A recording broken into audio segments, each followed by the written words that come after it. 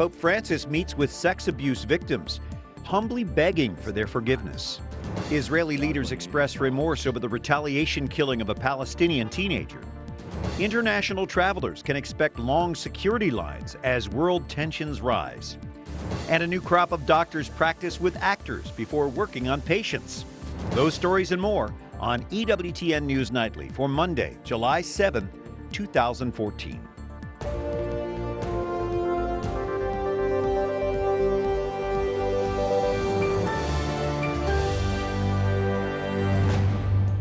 Good evening from Washington, D.C. Thank you for joining us tonight. I'm Brian Patrick. We begin looking at your news now. Following in the footsteps of his most recent predecessors, including Benedict XVI, Pope Francis meets with a small group of victims of clergy sex abuse. EWTN News Nightly's Alan Holdren has the story from Rome tonight.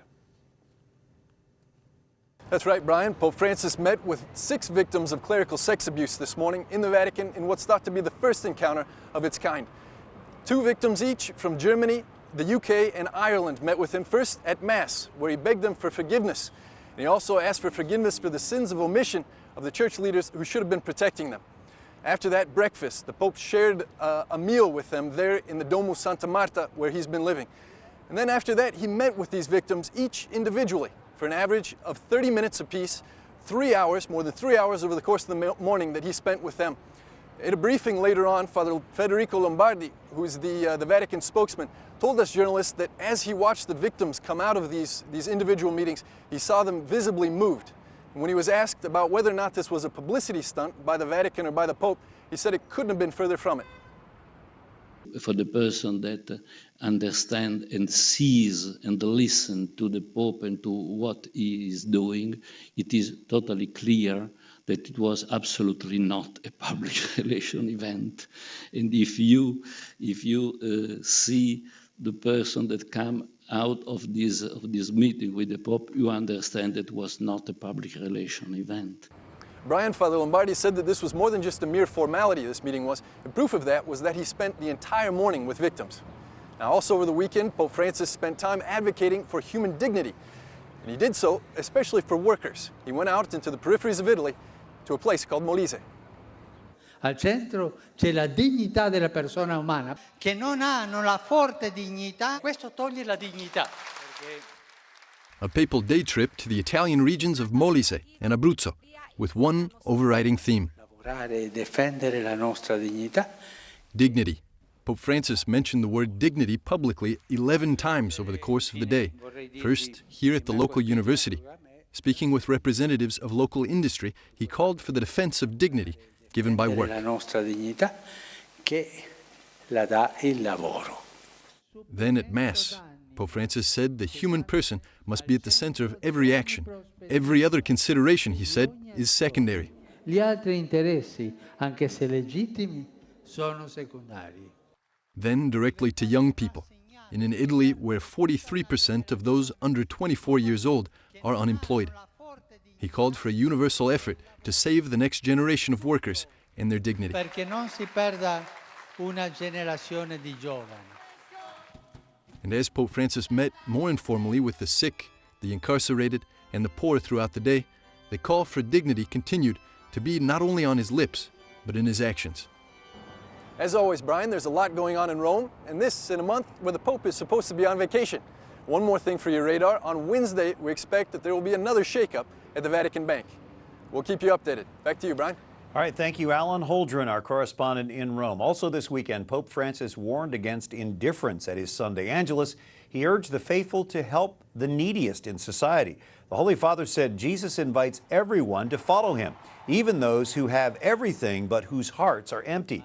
He said we are called in turn to become refreshment and comfort to our brothers and sisters with a meek and humble attitude. And now some of the other stories our EWTN News Nightly team has been covering in today's world. 3 Israeli suspects in the vigilante-style killing of a Palestinian teenager have confessed to the crime. This as Israel's leaders race to contain a public uproar over the slaying. Our Wyatt Goolsby joining us tonight with more. Wyatt? Brian, today Israeli leaders said that those 3 suspects reenacted the incident for authorities from last week's crime. Israel's security agency has put a gag order on the case, which means that the names of the suspects or their backgrounds are not being released, but the family of the victim is still in shock. The arrests were announced as the family of 16-year-old Mohammed Abu Qadir met with Palestinian President Mahmoud Abbas, were visited by Israeli lawmakers, and were said to have been called by the Israeli Prime Minister Benjamin Netanyahu. The Prime Minister earlier today spoke to the father of the murdered Palestinian teen and expressed the condolences of himself and of the entire people of Israel. That brutal murder is unacceptable, and we're thankful that we've brought the perpetrators to justice. Abu Qadir was abducted from outside his home in East Jerusalem last week, just hours after the funerals of 3 Israeli teenagers who were kidnapped and killed in the West Bank. Justice has not been served. They still have a lot of stuff to do. They still have to go through a lot of things. They have to let them know what is right and what's wrong. Israel's outgoing president, who joined the Palestinian president and Pope Francis in prayer for peace last month at the Vatican, expressed remorse. The agony is ours. I can't compare it with the agony of the mother and father, but it's the highest degree of regret and shame, because we are the ones that should carry the responsibility for it. Meanwhile, adding more instability to the situation, Israel's foreign minister says he's ending a political alliance with Prime Minister Benjamin Netanyahu. Avigdor Lieberman says he and Netanyahu have significant differences on key issues. Most recently, the two have feuded over how to respond to a wave of rocket fire out of the Gaza Strip. Now, in that story, you heard from Tariq Abu Qadir earlier, the teenage cousin of the victim. Now, he himself was apparently beaten by an Israeli officer. Today, Israeli police said that a border policeman has been suspended and is under investigation. And Brian, this whole situation is reigniting conflicts, as you can imagine, between Israelis and Palestinians. An ancient conflict. Thank you, Wyatt. Nigeria's government says it is moving closer to finding and possibly rescuing more than 200 schoolgirls kidnapped in April. At least we have identified a number of leads we have identified in the course of this exercise, and that was what even led to the arrest of, the chief of intelligence of Boko Haram, and also some of the female recruiters and manners of armory and so forth and so on. Those comments follow reports that 63 girls and women have now escaped Boko Haram after being kidnapped and held for 2 weeks. Kidnappings by this extremist group have been going on for months now. The government's failure to rescue the victims has drawn international criticism. Protesters clashed with police in Nairobi today amid growing tensions ahead of a planned opposition rally in the Kenyan capital. Fears of violence have been building as opposition to the government of President Uhuru Kenyatta mounts. The opposition wants Kenyatta to convene national talks on insecurity, corruption, and the rising cost of living in Kenya. The government insists those issues should be discussed in Parliament. As opposition supporters gathered for today's rally, protesters clashed with police throwing stones. Some businesses in the capital have closed as police in riot gear are patrolling the streets. 5 policemen and 3 civilians have been killed by a suicide bomber in a Shiite neighborhood of Baghdad. Police say the bomber rammed a vehicle packed with explosives into a checkpoint. 16 people were also wounded in the attack.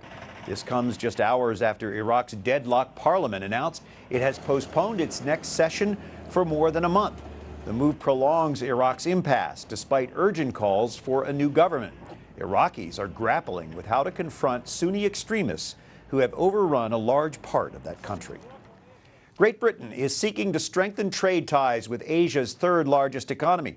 British Foreign Secretary William Hague and Chancellor George Osborne are holding talks this week with the newly elected Prime Minister of India. The Indian people have given their new government a mandate for change and reform that we believe has transformative potential for India. And we believe it opens up bright new prospects for the relationship between our 2 countries. To adopt a phrase from Prime Minister Modi, good days are coming for the India-Britain relationship. Good days are coming for the investment we make in each other's economies, Good days are coming for trade between our two nations. Good days are coming for jobs and future prosperity for both our countries. This is the latest in a series of high-level visits to India following Prime Minister Modi's election. A Detroit man is arrested after airport security screeners found a knife hidden inside the bottom lining of one of his shoes. The name of the man who was arrested at Detroit Metropolitan Airport last night hasn't been released. Meanwhile, your cell phone and laptop might be inspected at foreign security checkpoints to keep terrorists from getting a bomb around airport security onto a plane. Our Jason Calvi is at Ronald Reagan National Airport here in Washington with that story tonight. Jason? Brian, the new requirements don't apply if you're flying within the United States. They only apply to certain foreign flights coming here directly to the U.S. If you fly, you know the routine. Belts and shoes off, x-rays for you and your stuff, sometimes a pat down. And now the Transportation Security Administration is targeting electronics like cell phones and laptops for some traveling back to the U.S. The possible threat? A passenger is trying to smuggle some type of explosive on board the aircraft, whether that's a liquid explosive or a new type of explosive inside the cell, a cell phone, a laptop. TSA doesn't do screenings in foreign countries, but can set requirements for airlines flying here. People traveling from certain foreign airports direct to the U.S. will need to turn their phones on. If they don't power up, the items won't be allowed on the planes, and those travelers may have to go through more screening. If they have very, very specific intelligence, they'll ban cell phones, or they could possibly ban cell phones. The Department of Homeland Security is not saying where the extra screenings will take place, but Britain's Prime Minister says they're helping. The safety of the travelling public must come first. We mustn't take any risks with that. I hope this won't lead to unnecessary delays. Former TSA official Chad Wolf says the extra screenings will likely take place at the airplane gate, causing delays. He says if intelligence gives any warnings, then these new practices could be coming to American airports. The bad guys really continue to target aviation. And Brian, I should add that the head of Homeland Security was on Meet the Press yesterday, was asked about this issue, and he wouldn't answer if this policy will be expanded to flights within the United States. Should also add that Heathrow Airport, Europe's busiest, is alerting passengers there to be ready to turn on those devices. Brian? Jason, how does the TSA make sure that these new policies are enforced overseas? Well, Brian, there's no TSA screeners in those foreign countries, but what there are some inspectors who are making sure that these airlines are following this policy at the gates. Brian? All right, from Reagan Airport, our Jason Calvi. Thank you, Jason. Coming up, as African immigrants die trying to get to Europe, Pope Francis sends prayers a year after he visited the island where immigrants arrived. And placing quality teachers where they're most needed, the White House focusing on education.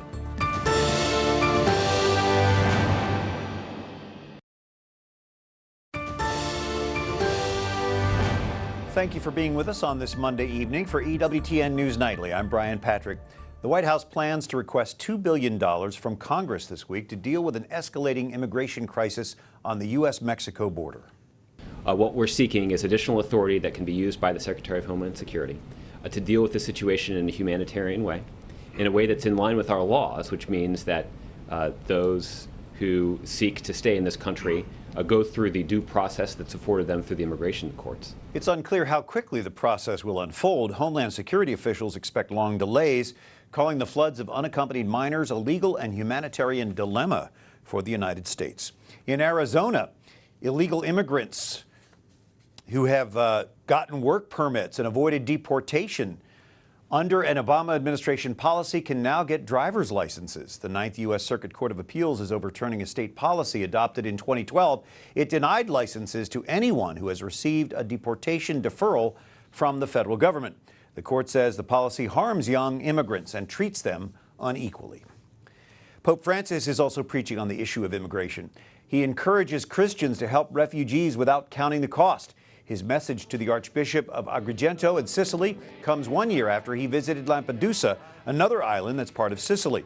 He went there to remember immigrants who died when a crowded boat capsized. The Pope celebrated Mass with residents and African immigrants. The President invites 4 public school teachers to lunch at the White House today.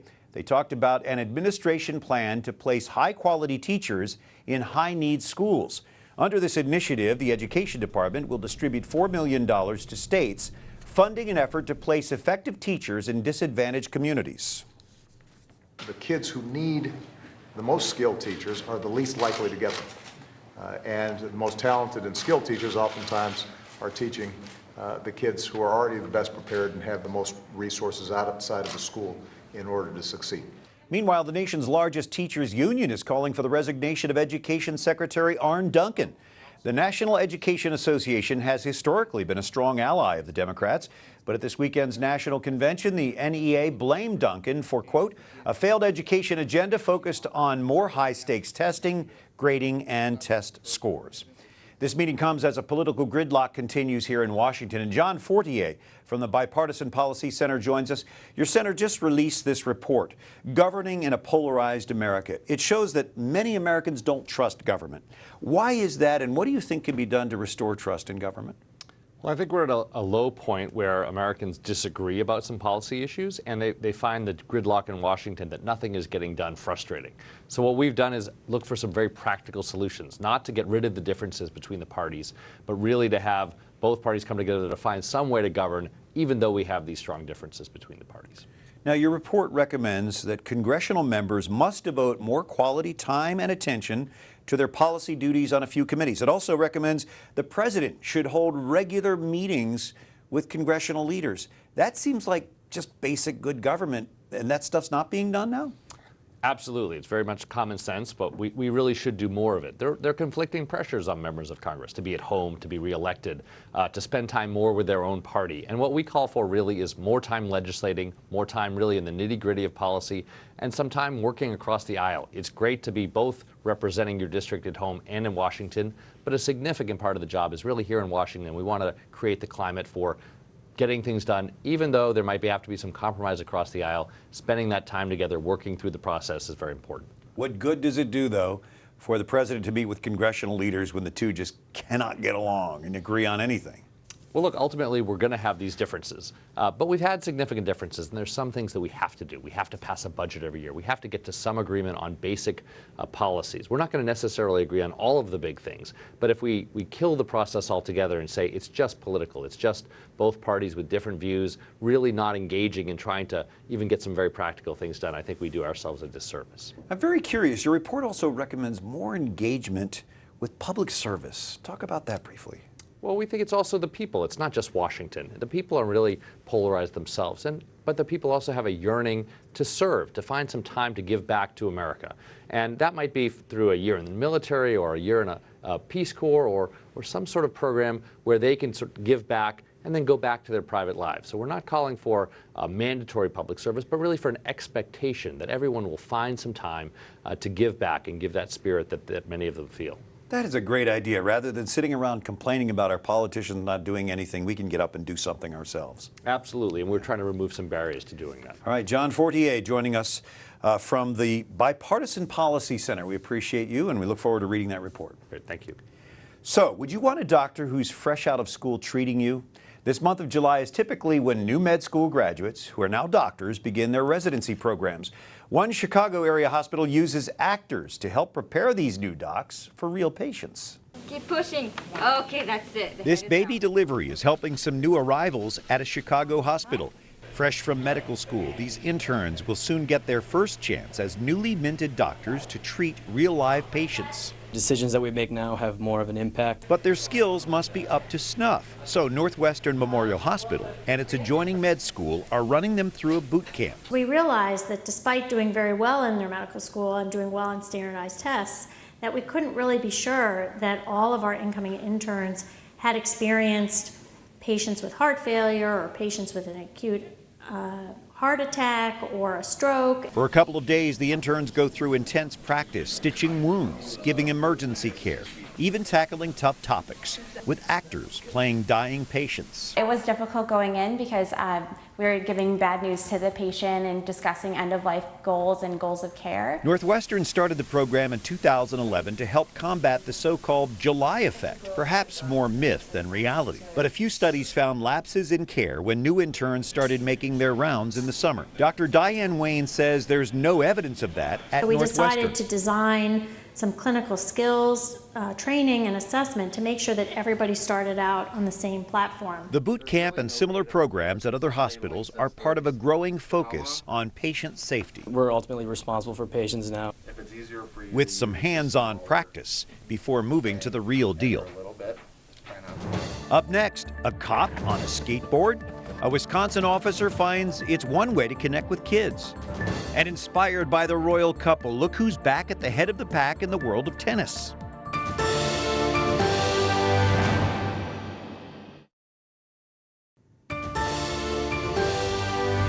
It's good to have you with us on this 7th day of July, Monday. Thanks for joining us. I'm Brian Patrick. It was a violent holiday weekend in many American cities. 60 people were shot in Chicago alone.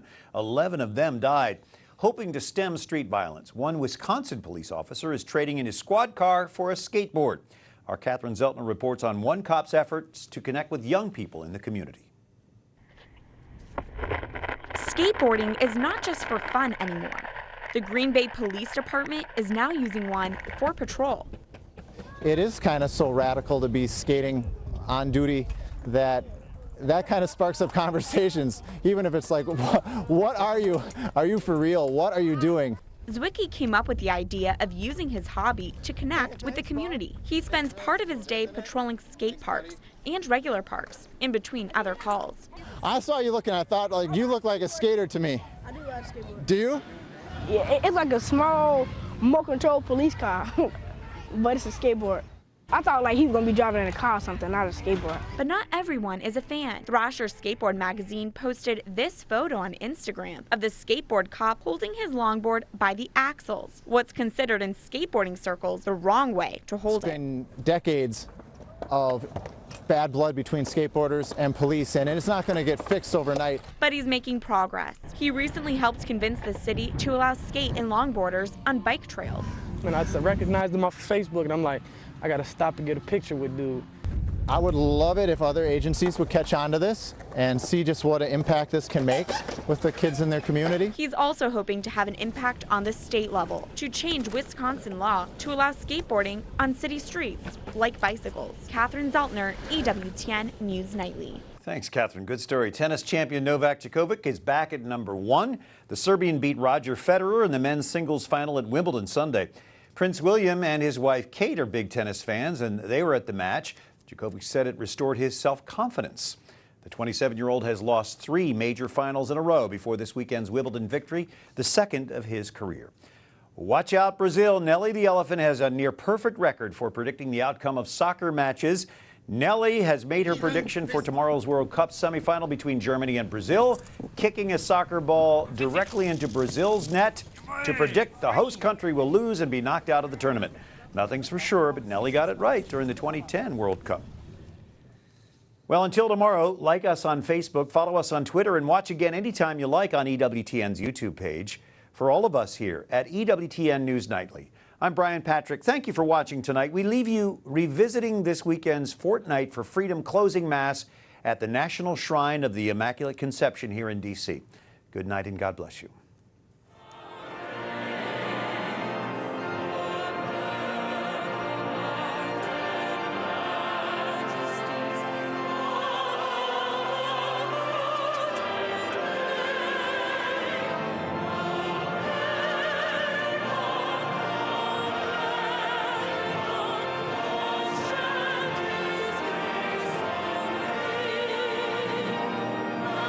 Thank God for our freedom to serve and for our passionate resolve to defend that right.